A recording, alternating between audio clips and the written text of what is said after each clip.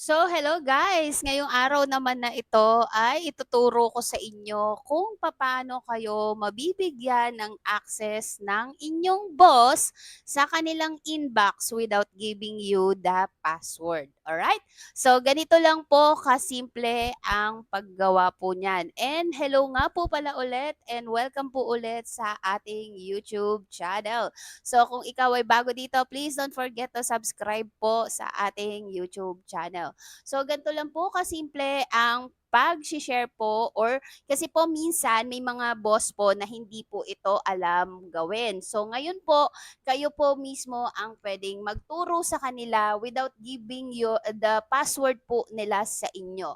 Alright? So, ganito lang po kasimple yan. So, ganito lang pong gagawin. So, andito na po tayo sa Gmail po natin and then i-click lang po itong settings. And then see all settings. Alright, and then punta po kayo dito ngayon sa accounts and imports. Okay, and then scroll down po. Hanapin nyo lang po yung grant access to your account. So, eto po siya, no? So, ayan, grant access to your account.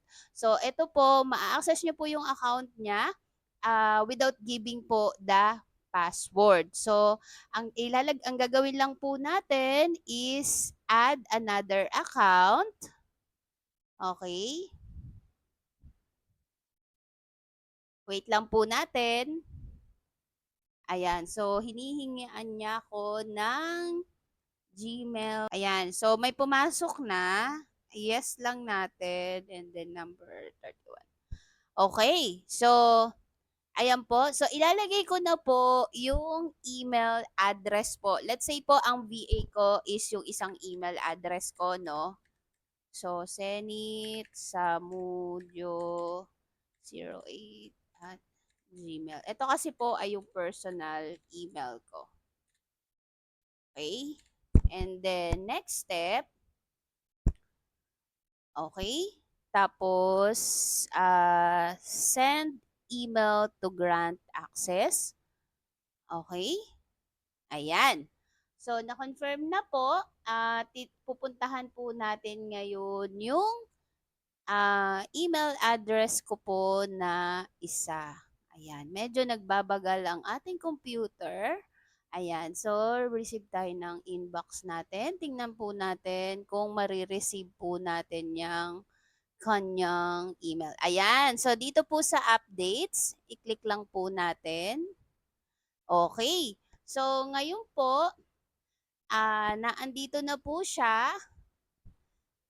Sabi dito, Zenith has granted you access to read, delete, send email in behalf. Tapos, i-accept lang po natin. Okay. And then, confirm.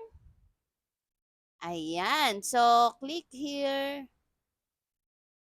Ayan. So, ngayon, ayun. So, na-accept na po natin yung pagbibigay sa atin ng access ni boss ng kanyang email. So, sample lang po, kunwari, ako yung VA na po ngayon. Kanina ako yung boss, ngayon ako naman yung VA. So, i-click nyo lang po yung inyong icon, profile icon, and then makikita nyo na po dito. Alright? So, i-click nyo lang po yan.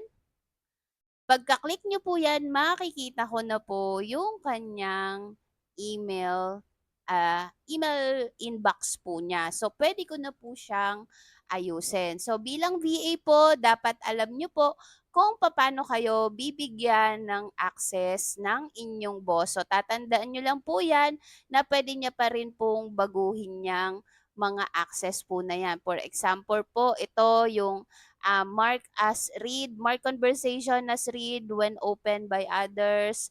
So, depende po kay boss ninyo kung paano niya po kayo bibigyan ng access. As long as na pinagkakatiwalaan na po niya kayo, I'm sure na ibibigyan na po kayo ng access niyan. So, ngayon po, pag kayo na po ang nag-handle nito, ingatan nyo po ang email ng inyong magiging boss and dapat po purely po pag-aayos lang po ang inyong gagawin at hindi po kayo basta-basta babasa ng mga email lalo na po kung personal po yon.